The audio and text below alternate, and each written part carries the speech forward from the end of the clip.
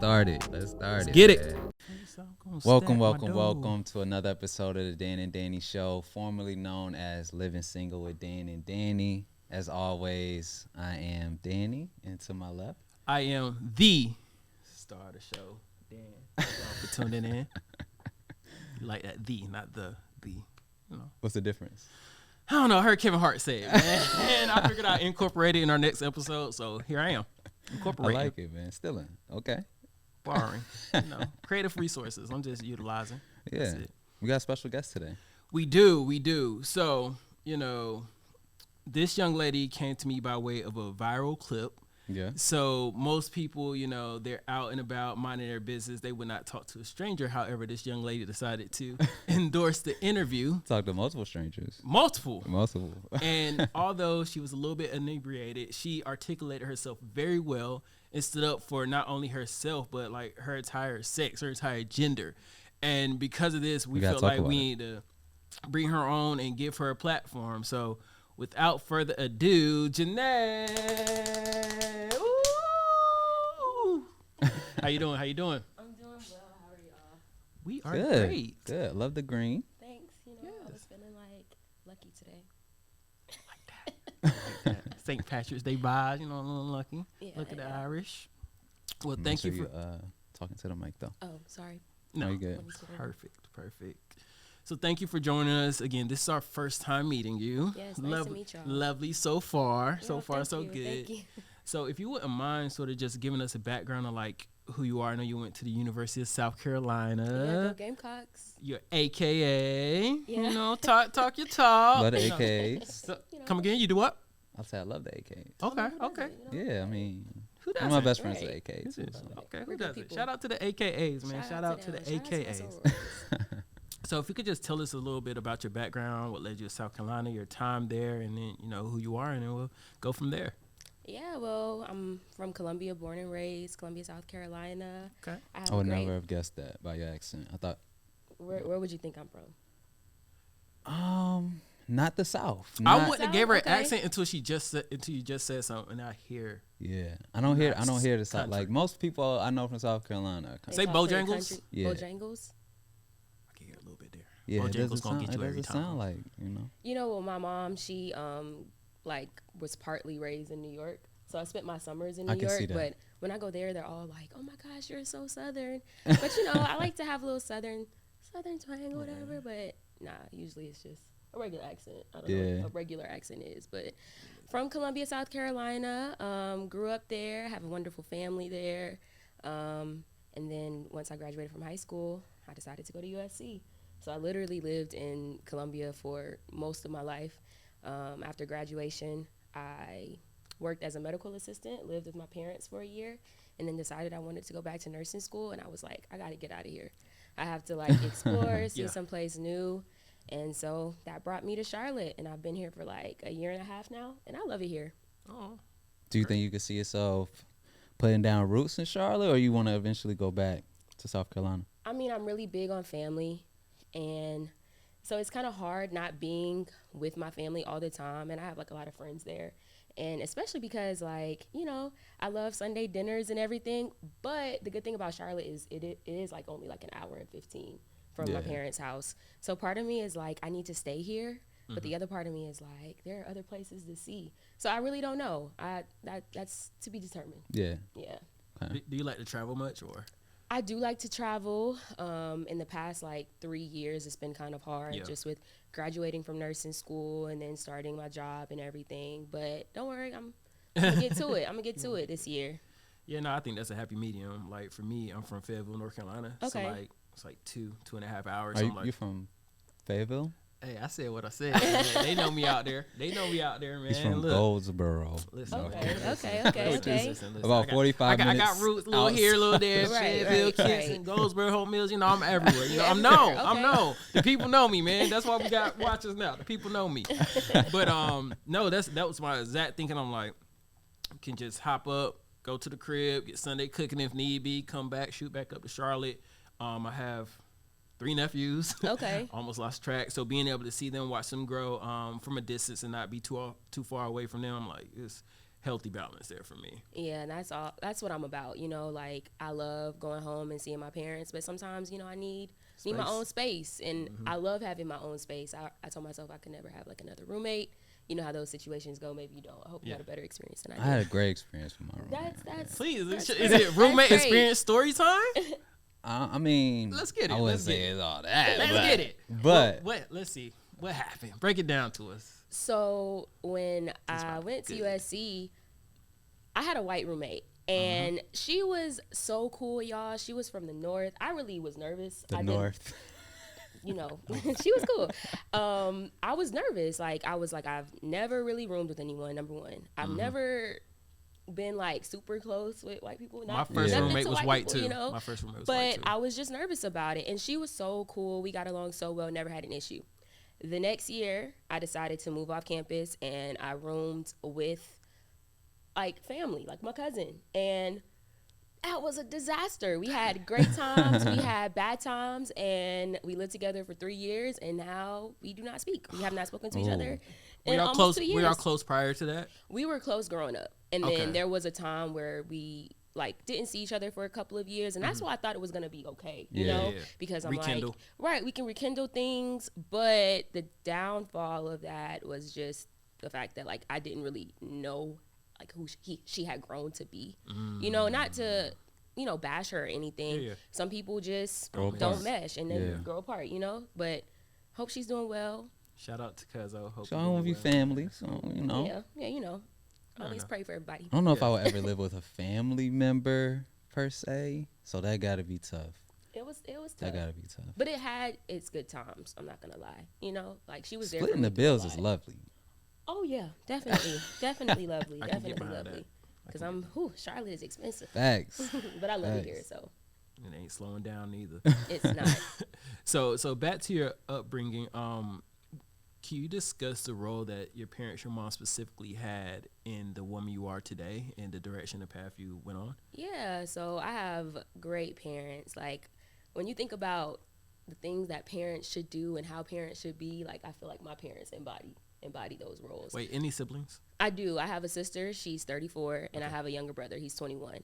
Okay, so Yeah. right there in the middle. Spread A middle out. child? I I'm hardly a meet middle childs. I feel like they're I'm rare. a middle child, yeah. But my sister, she was out of the house like for most of my life. So for like in my household, I was really the oldest, honestly.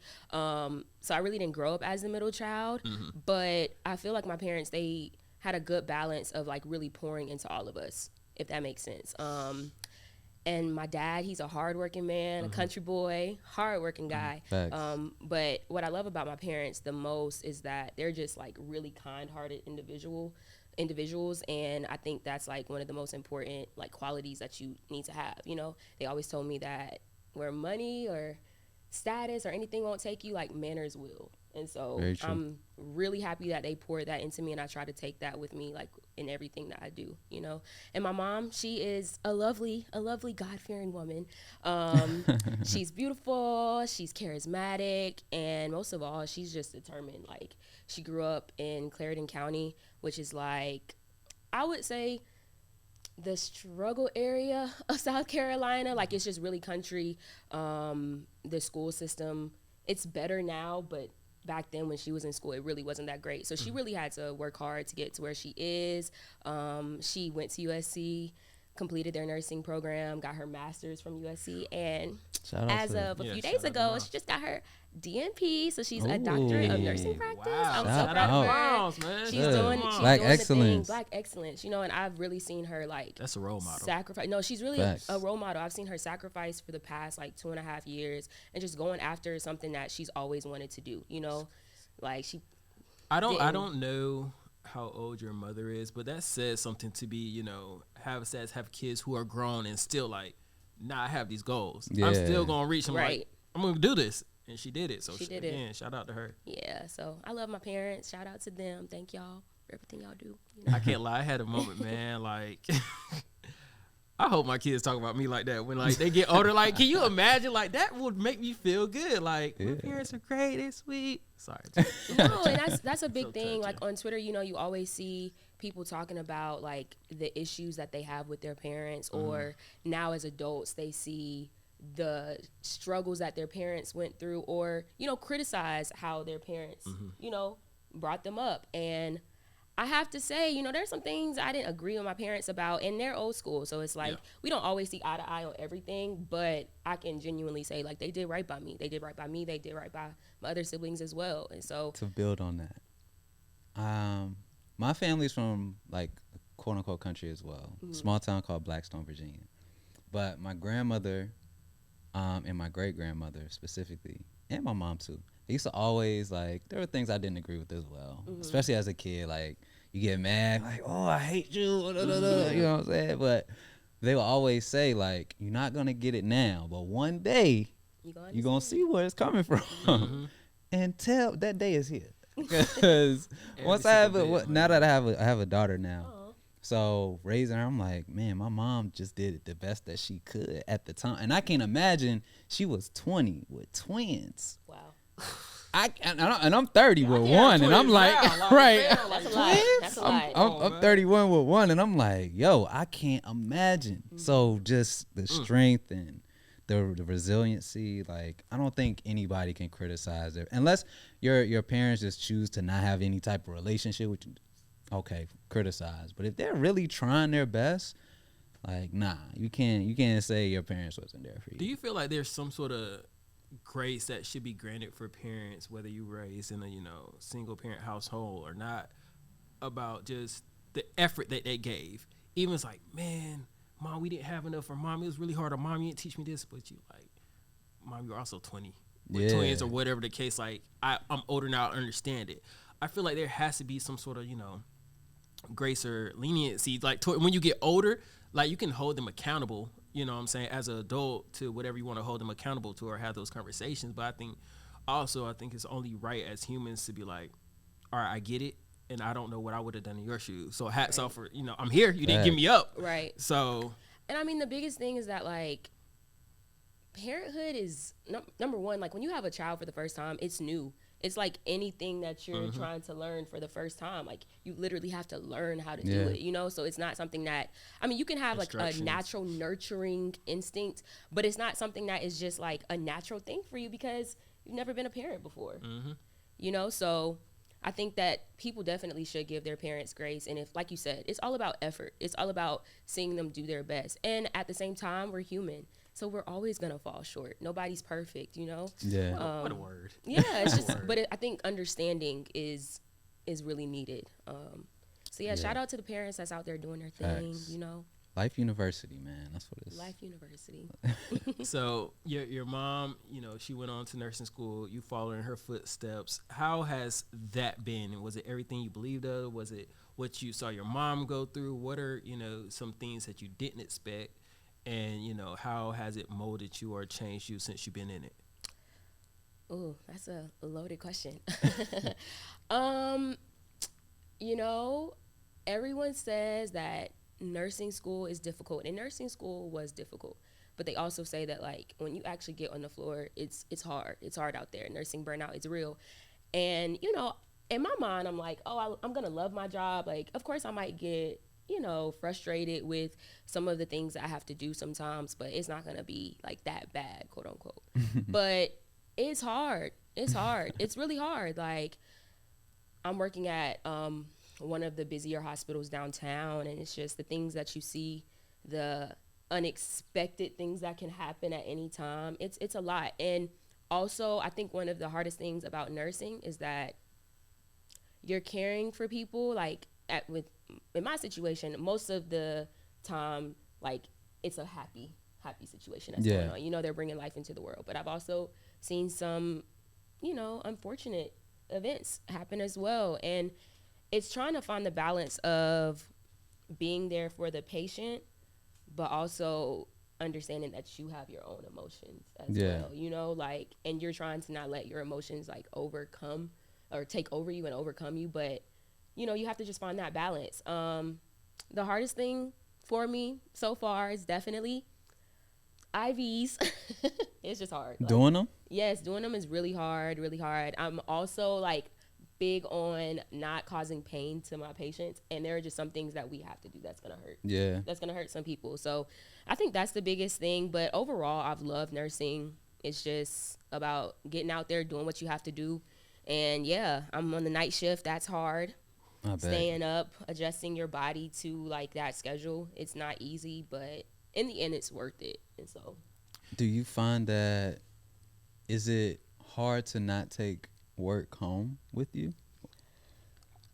I mean, okay, so I leave my work at the job. Like, I literally don't have to worry about bringing anything home with me, and that's great. But mentally, it's sometimes hard to check out. And even like after work, I'll call my mom and I'll be like, let me just debrief with you about my shift. And thankfully, she always answers. She's such a resource, man. Such too. a resource, role model right? and a resource. Like, Damn, but she understands, like. Hey, I respect this. That's dope, man. Like, maybe I should get my mom on the podcast. Hey, hit her up, man. Tell her we want to interview her, man. But the hard part is like going to sleep after a shift and not dreaming about it. Like it's scary sometimes, and I'm usually really tired. Like I'll go home and pass out, but I find myself dreaming about the experiences that I've had, and it's not like a reflection of the day. It's more of like my dreams sometimes they come out as like what could have went wrong in the situation, and that's kind of scary, you know. And sometimes I'll even find myself dreaming before a shift. So I don't know, maybe I need to take some medicine to calm me down or something, a vacation, you know, something just to clear my head, because like the dreams are like the worst part. Can I I have two questions actually. Do you aspire to, you know, have a family one day, kids? How does being there, you know, doing what you have to do affect that, if any? Like, does anything happen that makes you nervous about it? Or do you like whether it's facilities, the caretakers, or things that may go wrong? Does anything ever? So I do want kids, no time soon, but I do want kids. I love kids, and yeah, I can't wait to have my own, but you know, I got to get my finances right. But yeah, so I work in labor and delivery, as y'all might have known or seen on my Instagram, whatever. And it's scary. Like, it's really scary. It makes me nervous about my future experience with having a child, like being pregnant and all of that, because childbirth is not easy. You know, I think a lot of people, they just like pass it off as, oh, it's just something you have to do to have a child. But like, you can literally lose your life doing it, you know. So many different things can go wrong. You can hemorrhage, like that's bleeding out. It's just a lot of different things that can happen. And so I think that more people should be aware of that before they go into life, like just having kids, because it's a huge sacrifice, not only physically, but mentally, spiritually, I would say. Like, things just change, and you never know what the outcome is gonna be, like once you step foot in like through those hospital doors. So yeah, it definitely makes me think like really hard, not only about when I want to have kids, like where I want to be in my life when I have my kids, but who I have my kids by. You know, I've had patients who had a great support system by their side, and I've seen patients like have terrible support systems. And that, whether that's like their husband, baby daddy, wife, you know, family members, you know, it's just, if you are going to have a child, you need to make sure that you have a good support system, like, with you. You know, not every relationship turns out how you want it to be, but just hope that you have someone there to really help you through that whole process, because it's not easy. And in the case that things don't go the way that you expect them to, you might need somebody there to make decisions about your life and the life of your child. Absolutely. So for me, that just shows me I need to be very cautious of who I procreate with. Yes. 100%. 100%. Hey man, y'all wrap it up. That's been a message from Dan. Facts. I share that. I have a few moments. Hey man, listen, y'all black men out there. Wrap it up. I know the conversations. Wrap it up. I'm around them conversations. I'm telling y'all, man, hit it with the no glove, no love. Facts. You know, wrap it up. I ain't pointing no fingers, but look, I'm getting tired of y'all saying your pull-out game strong. Cause look, the data show otherwise. All right, and I care about y'all. You know, I don't want y'all in a toxic situation without a support system. So, you know, wrap it up. Do what y'all need to do. You know, be smart, think smart, live smart. That's been my PSA for today. Hey, don't you ask no questions. I don't want no questions from you. So you said you work night shift. We're just gonna fast forward past him. Yeah. Night shift. How does that? Again, I saw you from a clip, so clearly you have some sort of social life. But I don't know if that's before or after. You got this position that you're in now. Are you able to? What is that balance like, if there is a balance, or is all that on pause until you get further along, and then I'll have time for that later. Listen, I'm an outside girl. Hey, outside, somewhere around the corner now. I like to have my fun. I try not to sleep my days away. So usually I like to work my shifts back to back to back. So I just did 3 in a row.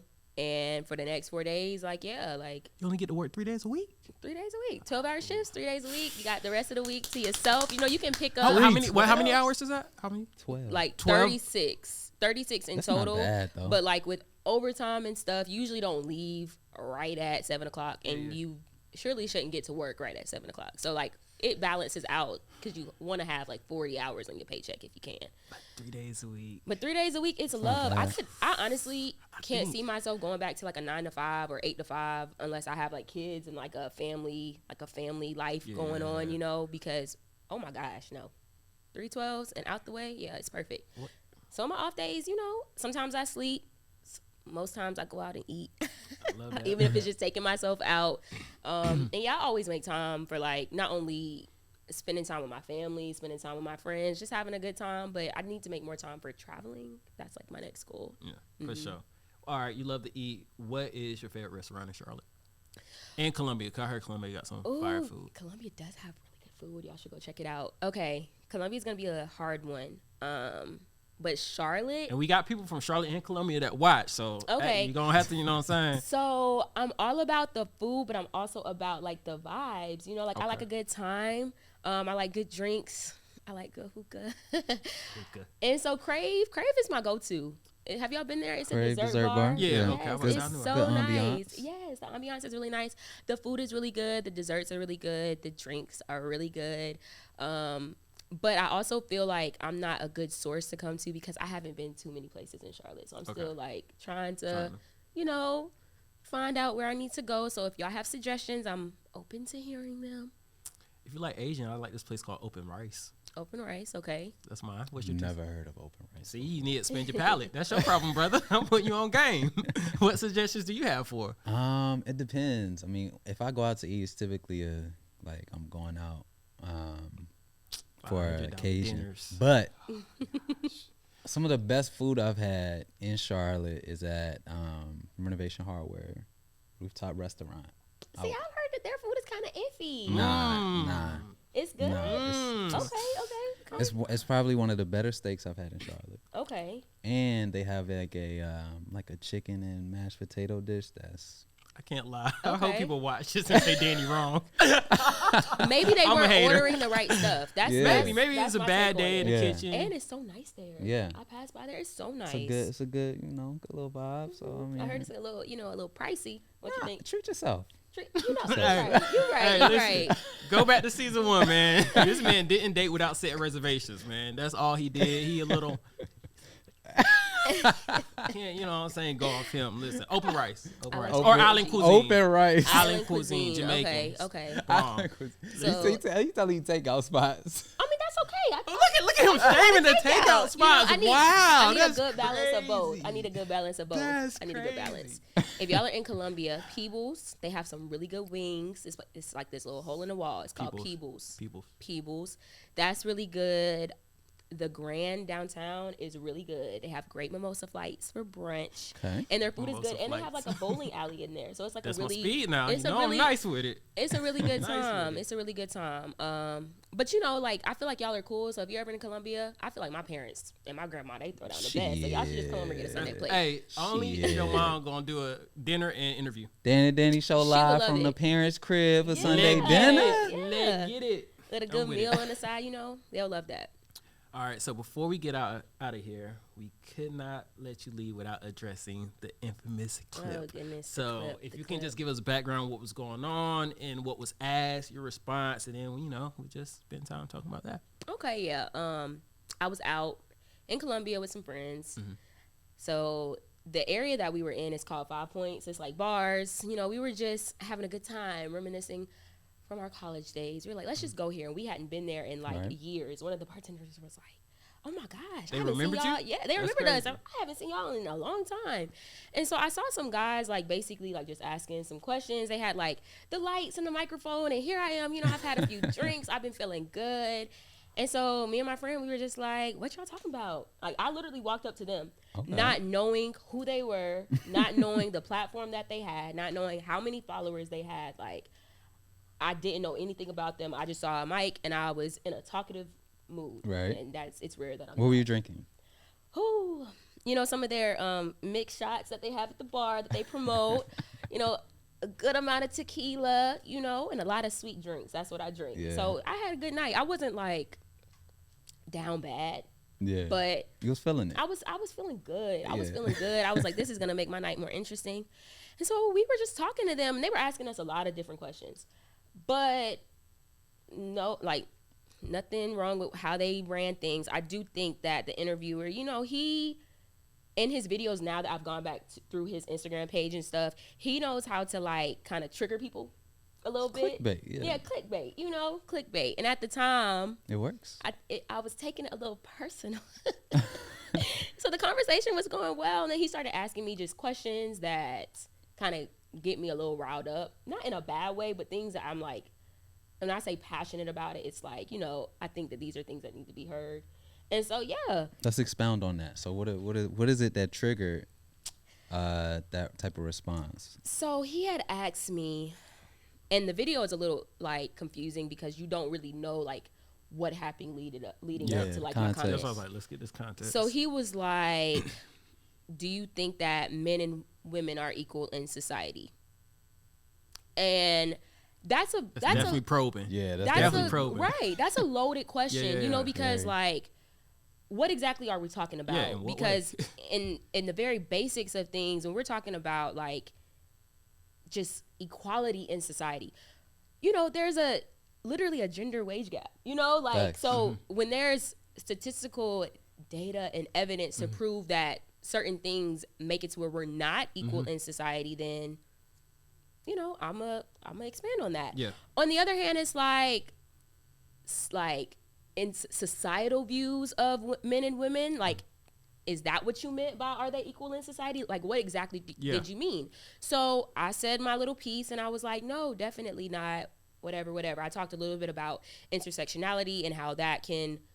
Do y'all know like a little bit about intersectionality and what that is? It's like cross, you know. Yeah, so it's can't combine multiple different struggles into one. Exactly, combining multiple different struggles into one. That's a perfect way to put it. So decent way to put it. So like, no, that was great. That was good. So fine, it was great. You have men, you have women, you have like people who identify as other genders, and then you add on their race, you add on their sexual orientation, and all of those things can make like this world that we live in hard, you know, and it makes people judge you a certain way, look at you a certain type of way.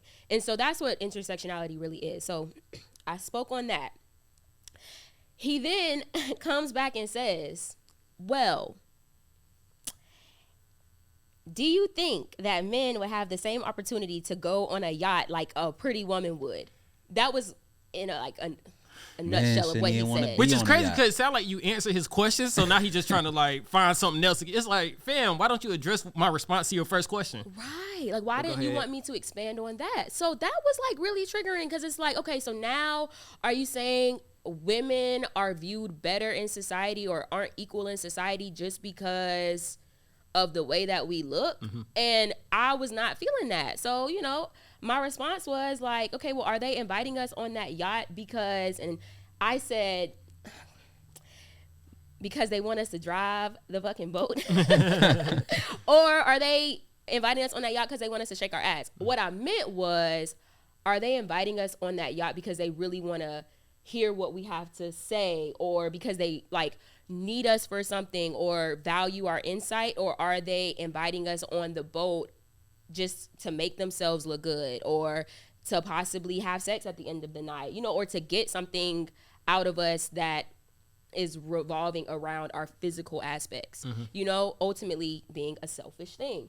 And so what I was trying to say was just like, when we're looking at paper and like on paper, a lot of times like being a man, especially being a man of a specific race, you know, there's boys clubs everywhere. Like, it's just hard for you to say that in every aspect of society, women have it easier just because of how we look. And I also think that just also limits it down to a specific group of women. And that adds in other issues such as like colorism. Like, it's a specific group of women that might have more opportunities presented to them, but it's because of, a lot of times because of how they look, even if they have the credentials to back it up. Pretty privileged. It's pretty privileged. And it's like, you know, I think I'm a pretty girl. So I cannot sit here and say that I don't recognize the privilege that comes with looking a certain type of way, you know, and it's okay to recognize that. But for you to make it seem like that's the main reason why women might have it easier in society is crazy. That is not to say that men do not have their own challenges in society. We're not saying that. Like, black men go through a lot, you know, but at the same time, we were talking about men as a whole. We weren't talking about specifically like what black men go through, what white men go through, you know? And then people got all riled up about my slavery comment. And that's another thing. Like, I was really, at that point, y'all, I was, you know, the liquor was kicking in. You know, the liquor was kicking in. But first, before I get into it, I want to hear y'all's thoughts. Like, what did you think? I think men and women, and I won't even, you know, box it into men and women, because there are people that don't identify by that. So I would say all groups have their advantages. All groups have their disadvantages. Some more than others, some less than others. But to say in a society that is established on patriarchy, which is in America, literally God is called a man when no one has ever met God, right? The foundation of the country is built on patriarchy. So we cannot say that men and women are equal, because women are, in a sense, from a legal perspective, still catching up, right? Exactly. And at attack now, I was just seeing the news earlier today with FDA trying to ban the abortion pills and all that. So, like, there are still things that are being done in the society to disadvantage women, disadvantage people of color, disadvantage people based on their sex. So we have a long way to go. But men, and particularly white men, are the most advantaged for sure. Exactly. What about you? Absolutely, I agree with him. And just to piggyback off that, women, to me, and not in a, you know, condescending way, are more vulnerable, you know, in this society that we live, whether that's, you know, people are trafficking or whatever, whether little to adults, whatever, out here in this society. So it's just weird. And it's weird that somebody say, "Oh, you guys get to get on the boat, so you have it easy." Like, fam, hold on. Like, that's the example you do you know use? what can happen to me if I go on this boat, though? Right. Exactly. So like, So I'll wait both of y'all on that. He had me so pissed off, and I didn't want to come off as angry in the video, because at the time I wasn't angry. At the time I was like, no, let me just put you in your place. That's really where I was coming from. But social media was in an uproar, you know? That was going to be my next question. Like, what was there any shocking responses? How many people like followed you or got on you or supported you? Like family, friends, randoms? Like, what was the aftermath after that, I guess? So it came in waves. Okay. So when they first posted the video, like, most people on my immediate social media pages really didn't see it. It was really like after it got posted to Twitter, it then got posted to like TikTok and places like turn that. Up yeah, like it came in waves. And for the most part, like, anybody who knows me, they know me. You know, they know that I'm an outspoken person who, at the core of it all, doesn't mean any harm, but I'm gonna always speak my mind. And so people, I knew they rooted for me, but people I didn't know, which was, you know, millions and thousands. Now on TikTok, I gotta say, TikTok held it down. I wish I could like literally quote like TikTok handles that really was able to articulate what I couldn't in that moment, because of, number one, the emotions, because of like me not expecting him to go take that where he took it, and also because of the liquor. Yeah. But like, they really broke it down, and they were like, you know, she might not be touching on everything or touching on it in the right manner, but this is what she's trying to say. And I really respect that, because Thanks. I think that what I was trying to say, you know, should be studied, because, you know, it's real, it's true. And TikTok, you know, I was down for TikTok. Like, I was looking through the comments, I was having a happy, fine time. Instagram, you know, some of y'all black men, not y'all. Y'all be putting women down so bad. Like, and this is y'all, like, to the people. Like, and it's really sad, because it went from, what is this girl talking about, to, oh, look at her talking about this with her, like, crop top, with her stomach all out. Went to, like, oh, I'm sure Troll she's pages. a whore. How dare you? How dare you excuse, like, slutting and stuff? And it's like, how dare you compare slutting to slavery, which is what I was not doing. They created their own narrative. They created their own narrative, and it's like, number one, man, why y'all gotta come and talk about me like that on social media? Like, honestly, it was hard to read. Like, it really hurt my feelings. And I'm a sensitive person. And I take a lot of things to heart. I try not to, but it's just natural for me. And some of those comments are just really terrible. Like, really, really, really terrible. And I think a lot of it is also, like, bandwagon type stuff. Like, they see one person say this comment, and it makes them think a certain type of way about it. And so they're going to run with that narrative. And I didn't like that. I didn't like it at all. But, you know, I feel Hopefully like you get some more. We get better support. positive comments. Positive comments and now, stuff. now But we're able to expand on it a little bit. I think it showed me that not everybody needs a voice on social media. For sure. But at the same time, it's like, that's just what comes with going on platforms. You know, like, people are going to have their own opinions and thoughts about it. So, yeah, I just hope that, you know. Real quick for you, let me say, everybody always uplift your kings and queens, man. Like, always uplift them. That don't mean you always got to agree with them.